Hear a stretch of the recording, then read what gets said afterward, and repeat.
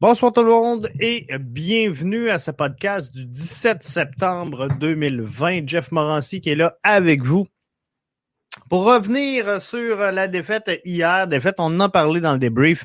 Défaite crève-cœur de l'Impact de Montréal face aux Whitecaps de Vancouver. Défaite qui fait mal, défaite attristante après 2 heures de frustration, 4 heures de sommeil, 10 heures de bureau. Je suis pas rétabli. J'en veux encore à Rudy Camacho et à notre défenseur central. J'ai de la misère, gang. J'ai de la misère. Je sais pas. J'espère qu'on va le laisser sur le banc un bout de temps. Rudy Camacho, qui nous a offert 3-4 contre-performances et ça faisait longtemps que je vous disais que ça le faisait pas dans le cas de Rudy Camacho.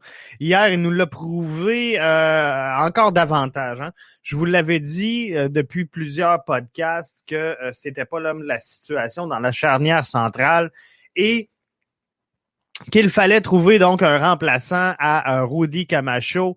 Je pense que Fanny sera mieux que ça. Et aujourd'hui, je voyais quelques critiques à l'endroit de Papi.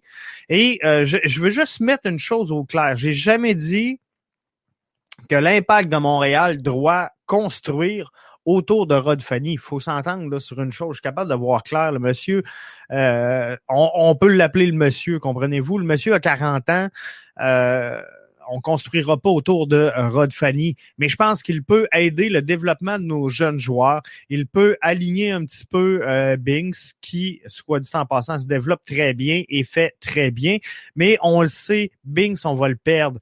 Donc, faudra trouver 2 substituts dans cette charnière centrale-là qui vont avoir la capacité de prendre la relève à titre de titulaire prochainement dans cette formation-là. Et c'est pas Raitala qui le fera, je vous le garantis, si on veut se rendre loin dans un championnat de la MLS.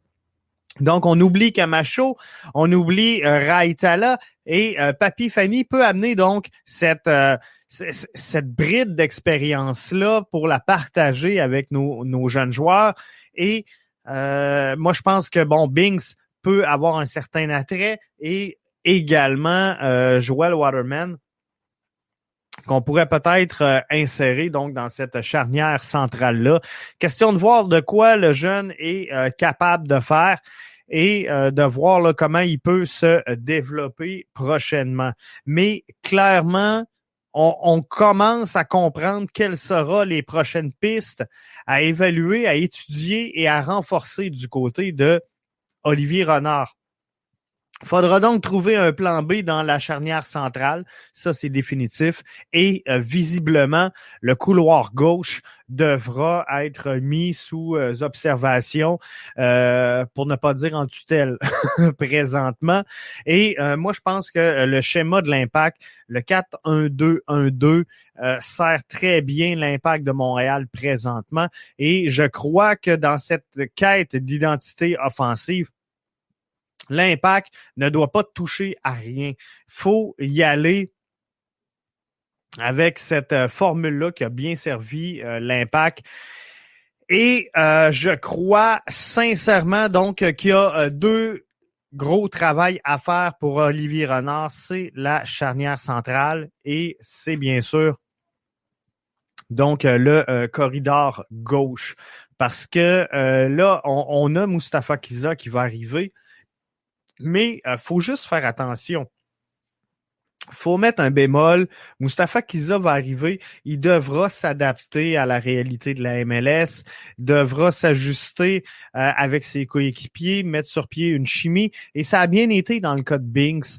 Il y a des joueurs comme ça qui s'adaptent bien à l'intérieur d'un groupe, d'une collectivité, mais c'est pas donné à tout le monde. Et on le voit, là, Lassie, c'est un peu plus dur. Boyan, c'est un petit peu plus dur également. Donc, faudra juste voir avant de mettre sur un piédestal Moustapha Kiza dans le couloir gauche. Là, on se dit, on va avoir un latéral gauche, c'est merveilleux, le problème est réglé.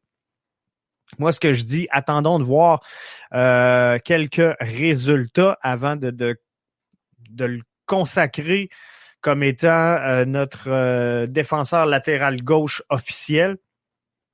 Mais ça regarde bien. Ça regarde bien pour l'instant. Mais comme je vous dis, on ne l'a pas vu jouer une seule minute avec l'uniforme du bleu, blanc, noir. Donc, il est encore tôt pour dire que ça va faire le travail. On était aussi excités quand Boyan est arrivé. On était excités quand Lassier est arrivé. On était déçus une couple de fois chez l'Impact de Montréal, hein, avec des grosses signatures qui nous ont été vantées comme étant ce dont l'Impact avait besoin. Alors, attendons de voir. Mais à venir jusqu'à maintenant, je suis obligé de vous dire qu'Olivier Renard ne s'est pas trompé beaucoup depuis son arrivée en tant que directeur sportif de l'Impact de Montréal. Je vous rappelle qu'on lui doit Kyoto, entre autres, et il y a une liste là, assez longue quand même de bons coups que je pourrais vous apporter de la part d'Olivier Renard. Donc, moi, je lui fais confiance. Et s'il a identifié Moustapha Kizza comme étant un élément clé qui pourra l'aider, fine. Mais si je remonte sur le terrain, donc, pour moi, dans ma tête, le défenseur latéral gauche, je vous donne mon point de vue, doit être excellent dans le couloir extérieur pour monter la balle et ensuite donc rentrer complètement dans l'axe, soit prendre une frappe, soit briser des lignes, soit s'offrir en surnombre à l'intérieur de la boîte. Donc, il doit être celui qui va faire la montée et ensuite s'offrir en option et poursuivre le jeu. Donc, ça, c'est ce que je vois d'un latéral gauche. Par contre, en haut, il y a un ailier gauche qui, présentement, doit travailler sur ce couloir gauche-là, mais à l'intérieur. Donc, un petit peu entre la boîte et le couloir proprement dit. C'est pour ça que je dis sur le couloir intérieur.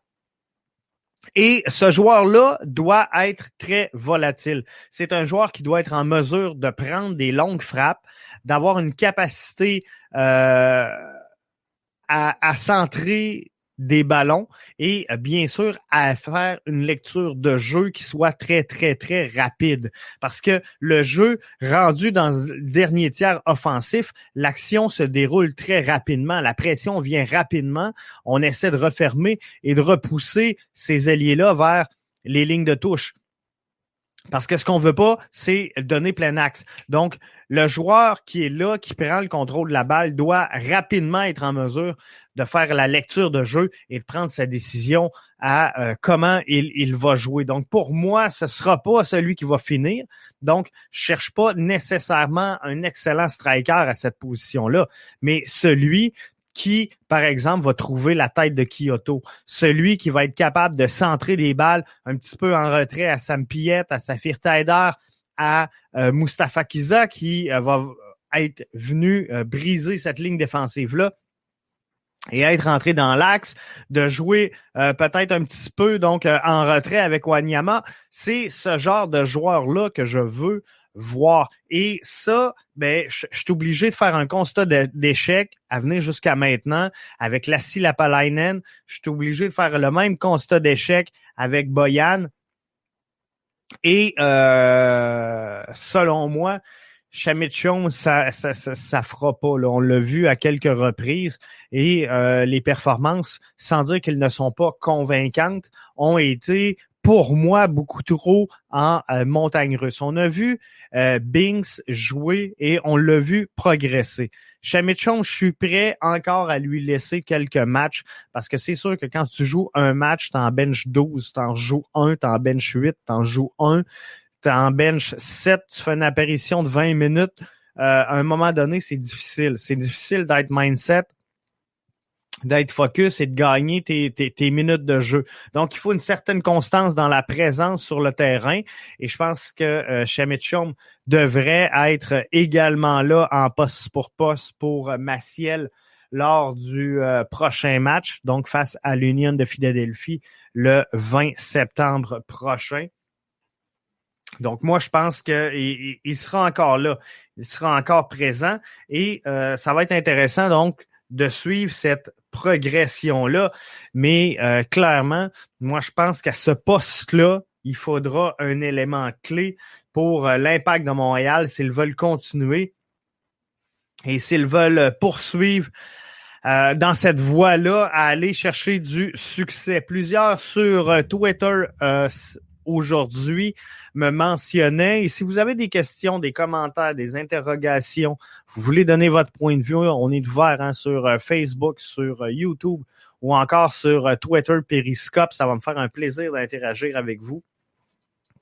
Juste à laisser un commentaire et je vais vous répondre. Mais plusieurs me disaient aujourd'hui, Jeff, en haut à gauche, il y a Balou Tabla qu'il ne faut pas oublier. C'est sûr qu'il ne faut pas l'oublier, mais clairement, moi, je pense que Balou Tabla, présentement, n'a pas l'attitude qu'il faut pour s'établir comme un joueur d'envergure dans le circuit de la MLS et voire même dans le soccer professionnel. Est-ce qu'il a les capacités techniques de le faire? Clairement, la réponse est oui. Balou Tabla est un excellent joueur. Mais par contre, moi, je pense qu'il y a beaucoup de distractions dans l'univers de Balou Tabla présentement qui fait en sorte que le soccer ne devient pas nécessairement sa priorité. Et si tu veux devenir un athlète de haut niveau, il y a une phrase qu'on m'a dit un jour et que j'ai retenue, je pense que c'était dans ceux qui ont lu le livre Qui a piqué mon fromage. C'est-tu là-dedans ou c'est la grenouille? En tout cas, l'attitude donne l'altitude. Et dans le cas de Balou Tabla, clairement, ça fait défaut. Donc, si on veut que l'attitude donne l'altitude, avant d'embarquer sur le terrain, avant d'être couronné champion, avant de prendre la place et de dire Balou Tabla est un titulaire régulier avec l'Impact de Montréal, il devra prouver qu'il a ce qu'il faut entre les deux oreilles pour être là et mériter la place. Au-delà de la capacité technique, au-delà de sa capacité à faire des passes, moi je pense que il y a un esprit qu'il faut avoir, un mindset que Balou Tabla n'a pas encore. Il est jeune. Il y a une, comment je pourrais dire, une zone grise de maturité à atteindre, qui est peut-être pas atteinte dans son cas. Alors, je suis prêt à lui laisser du temps. Je suis prêt et je dis pas qu'il faut faire une croix sur Balou Tabla et qu'il n'y a rien à faire avec ça. Et je dis pas non plus que si tu donnes un coup de pied sur une poubelle, il sort 10 Balou Tabla. C'est pas ça du tout. Le jeune a clairement des attitudes claires, des capacités profondes à faire les bonnes choses. Par contre, il n'a peut-être pas donc maturé encore au niveau professionnel et là-dessus, il faudra lui donner encore un peu de temps. Alors, je le vois pas à court terme devenir un titulaire régulier chez l'Impact de Montréal. Donc, il faudra lui donner du temps, pourra finir des matchs, pourra gagner ses minutes. J'ai rien contre ça. Et s'il le fait bien, et s'il aide la cause de l'Impact de Montréal à gagner des matchs en championnat MLS, parce que c'est tout ce qui reste présentement pour l'Impact, fine, tant mieux. On me dit que Balou est proche d'ailleurs d'un retour au jeu. Donc, ça va être intéressant de le voir s'exécuter dès son retour. Je vous ai pas parlé de Max Urruti. Ceux et celles qui suivent le podcast avec assiduité, je le rappelle souvent parce que vous êtes de plus en plus nombreux à nous suivre. Donc, c'est pas tout le monde qui a suivi les podcasts depuis le début. Alors, je fais des rappels comme ça, spontanés, mais dans le cas de Max Urruti, moi, pour moi, ma position, elle est claire. On laisse s'écouler le contrat et on tourne la page. On veut pas, on veut pas signer. Donc, on laisse aller le contrat. C'est la même chose donc pour Boyan, c'est la même chose pour Lassie, c'est la même chose pour Camacho. Pas besoin de vous le dire. Donc, moi, ce que je trouve plate hier, c'est que j'aimais cette fébrilité-là de voir Toronto FC allumer des lampions sur les réseaux sociaux avant la rencontre. J'ai aimé voir Marc Dos Santos modifier presque la moitié de son alignement parce que il y avait 6 joueurs qui n'étaient pas présents lors du match d'avant, pardon. 6 joueurs qui n'étaient pas présents du match d'avant qui se sont présentés à titre de titulaire pour le match d'hier soir. C'est donc signe qu'on a fait peur aux Whitecaps et que les Whitecaps ont été obligés de respecter l'Impact de Montréal. Et ça en dit long parce que l'Impact a fait quoi de son côté? A fait du poste pour poste. Donc, Maciel sorti, on met Chaume à la place. Donc, l'Impact a dit, regarde, nous, on touche à rien, on est en contrôle, on fait ce qu'il faut, on a le bon schéma, on va à bonne place, alors que Vancouver a remanié presque l'entièreté, à tout le moins 50% de son effectif pour cette rencontre-là. Donc, c'est signe qu'on avait ébranlé dans son épicentre les Whitecaps de Vancouver. Mais quand je vois cette faute qui arrive sur Camacho, faute impardonnable. Je suis obligé de le dire encore aujourd'hui, puis je l'ai dit hier, puis il y en a plein qui me disaient aujourd'hui, et je veux sincèrement, là, je veux rien savoir. Quand vous me dites, ouais, mais Jeff, s'il y aurait eu une faute au départ appelée sur Montero, l'action s'arrête, donc il n'y a pas de rouge. Il n'a pas eu de faute. Il n'a pas eu de faute, comprenez-vous?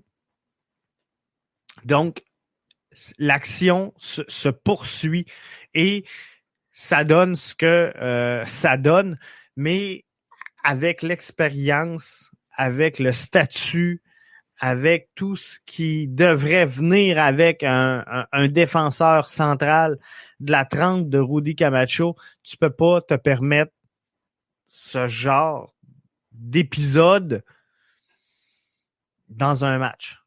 Geste stupide dans une game régulière, dans une game d'exhibition qui veut absolument rien dire. C'est un geste stupide. Donc, imaginez-vous la gravité du geste dans une game où, si tu la gagnes, tu t'en vas au championnat canadien.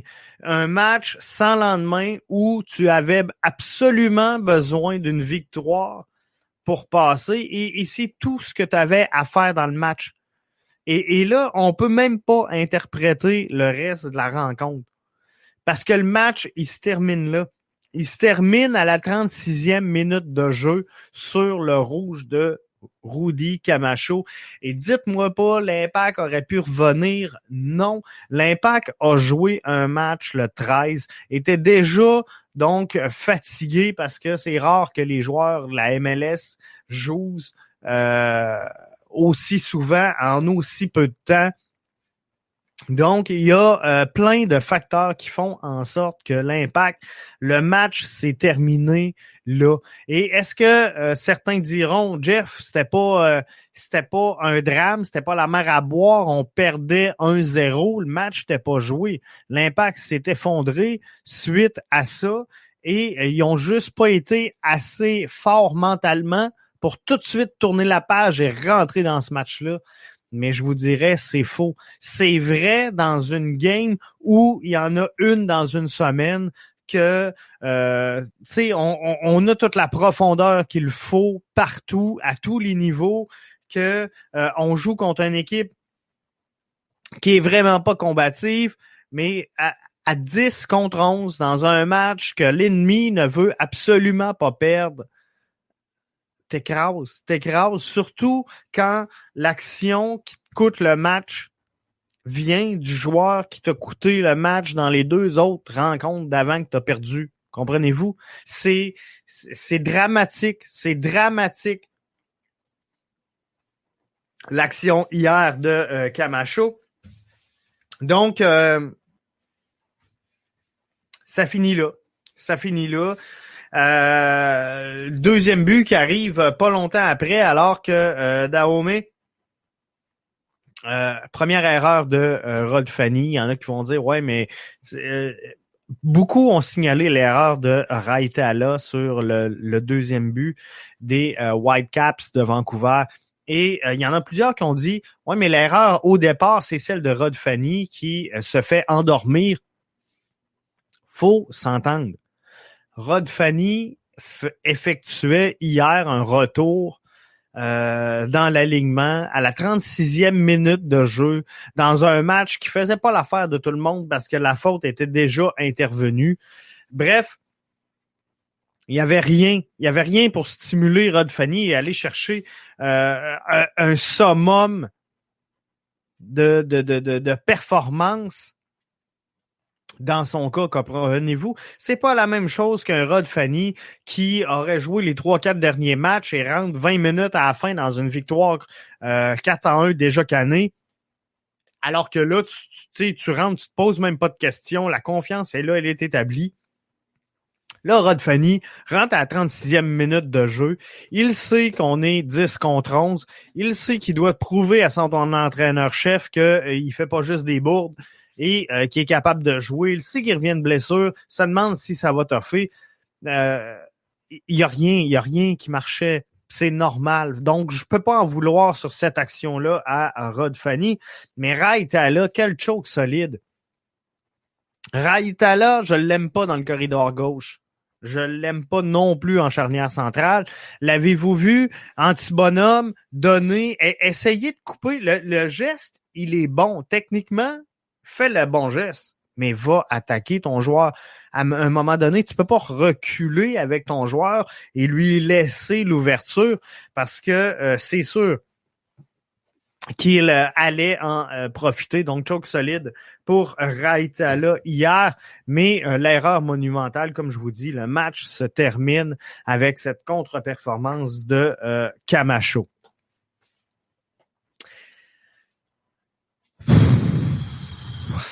Ce qui me fait le plus mal là-dedans, malgré tout, c'est que depuis les derniers podcasts, moi, je vous disais, gang, je suis content, je suis fier parce que depuis quelque temps, l'Impact s'en va exactement, si vous suivez le podcast, s'en va exactement où ce que je vous le disais.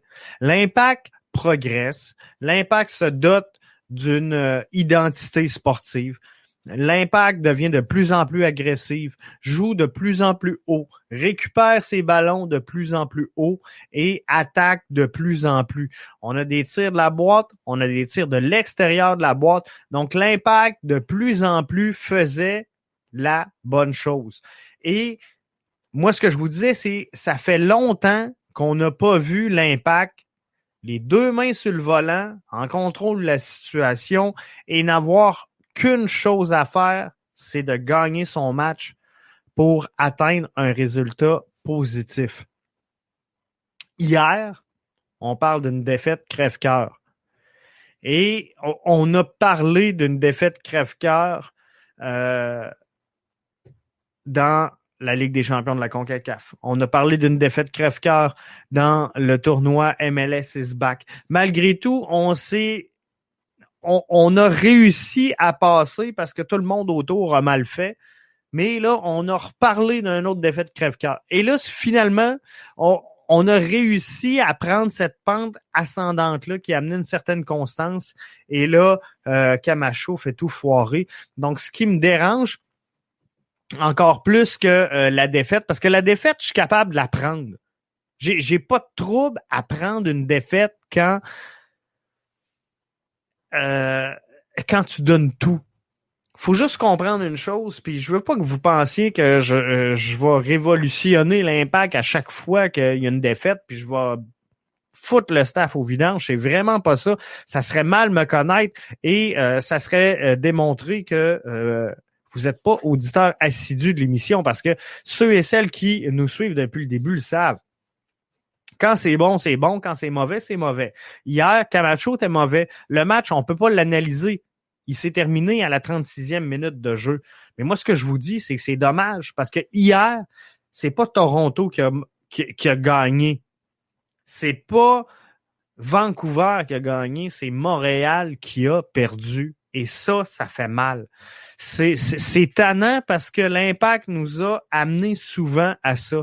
L'Impact qui perd un match crucial et pour une fois, dans ce championnat canadien-là, on n'avait pas à attendre les autres clubs et espérer qu'un tel perde, qu'un autre fasse une nulle, puis que finalement, dans le pool B, il y ait tel résultat pour qu'on puisse passer. Non, on avait juste à mettre un but, parquer le bus, c'était fait. On était aujourd'hui tous heureux d'être au championnat canadien.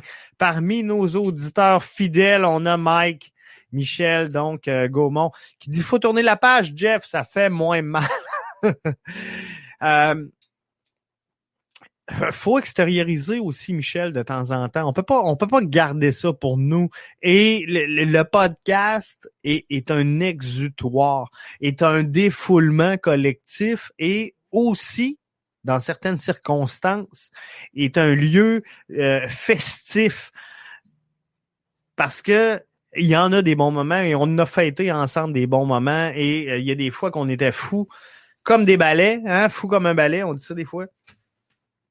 Donc, après la tournure d'un match, qu'on s'attendait pas à un tel résultat. Et comme je disais, Michel, moi, par exemple, demain, là, l'Impact jouerait un match contre le Crew de Columbus, qui est au premier rang de la MLS dans la conférence de l'Est. L'Impact donne tout et on perd 3-2. Mais l'Impact a joué le match. Comprenez-vous? Ils ont tout donné. Samuel Piette a 10 frappes au but. Saphir Taider a réussi à cadrer des ballons. Il a fait un corner qui n'a pas dépassé le deuxième poteau. J'ai aucune difficulté à accepter cette défaite-là. Et si, en plus, dans cette défaite-là, on a réussi à faire progresser des jeunes comme Maciel parce qu'ils ont vu du terrain, à faire progresser, par exemple, un Mathieu Chouanière qui aurait fait son entrée en jeu et qui aurait connu un bon match. Amar Sedic, j'ai aucune difficulté à perdre ce match-là parce que je sais que c'est des éléments qu'il faut construire, qu'il faut développer pour savoir finalement, éventuellement, être capable de faire une analyse et de dire, OK, ça, on peut construire autour de ça. C'est un élément clé dans notre formation. C'est une profondeur sur notre banc. Donc là, on peut les étiqueter et savoir à quoi s'attendre. Mais hier, ça n'a pas été le cas. Ça n'a pas été le cas. Alors, tanné de parler de Camacho. Il nous reste 1 minute à passer ensemble. Faut tourner la page. Jeff nous dit, Michel, ça fait moins mal. Alors, c'est exactement ce qu'on fait. On tourne la page. À partir de ce soir, on se concentre donc sur le championnat de la MLS parce qu'il reste des gros matchs pour l'Impact de Montréal. Alors, on arrête de parler de Rudy Camacho puis on espère qu'il va rester sur le banc d'ici la fin de la saison. Mais le 20 septembre prochain, je suis obligé de regarder mon calendrier, dimanche, on joue contre l'Union. Mercredi, on joue contre le Revs de la Nouvelle-Angleterre et dimanche d'après, le 27, on rejoue un autre match, cette fois-ci contre le Red Bull de New York.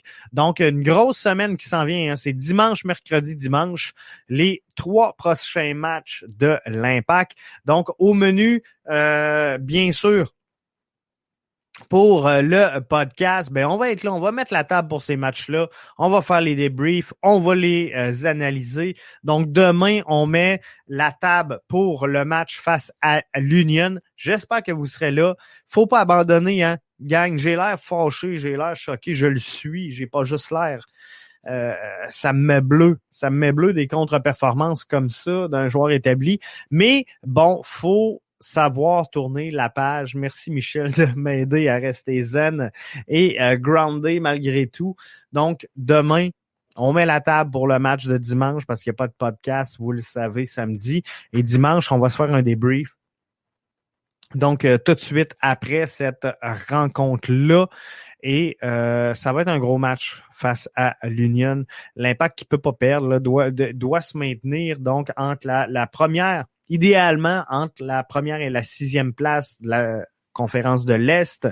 Entre 7 et 10, ça passe, mais on est plus confortable si on demeure entre la position 1 et 6. Donc, on analyse demain le match et les forces en présence. Je vous remercie d'avoir été des nôtres ce soir pour une nouvelle édition de votre podcast BBN. En terminant, je veux souligner et féliciter la gang donc d'IMFC Radio. J'avais salué Arcadio dernièrement qui se joint donc au rang de l'Impact de Montréal. Je veux féliciter la gang d'IMFC Radio, Gavino, Jeff et Philo qui se ramassent donc au 98.5 le vendredi soir. J'ai pas l'heure précise, mais vendredi soir pour 1 heure de soccer. Ça, c'est bien. C'est bon pour la culture foot. C'est bon pour la culture soccer, c'est bon pour tous les fans.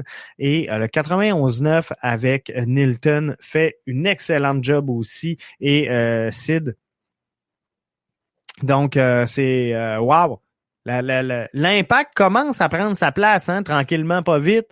Tu sais, on a souvent chiolé contre la couverture qui se fait de l'Impact de Montréal. Mais là, on a des Dave Lévesque au Journal de Montréal. On a, c'est sûr, la gang de Olivier Brett. Du côté de, je n'aimerais pas les collaborateurs, là, mais du côté de RDS, on a la gang de Frédéric Laure du côté de TVA. On a donc IMFC Radio qui se ramasse au 98.5. On a le 91.9 avec Nilton. Bref, ça bourdonne. Ça, c'est à part tous vos podcasts préférés. Et là, je les nommerai pas tous parce qu'il y en a plein. Mais Adi Raphaël fait un job incroyable. Média Maghreb avec Mathieu Lemay également. On a bien sûr le Cannes Football Club. Bref, il y en a tellement plein, le couscous piri-piri avec Sofiane. C'est le fun, c'est le fun. Il y a quelque chose autour de l'Impact. Faut juste que l'Impact là, assume et mette un lien dans tout ça et continue de construire. Mais on s'en va, gang, je vous le dis. Ça n'a pas tout le temps l'air de ça, mais on s'en va dans le bon sens. Alors là-dessus, à demain.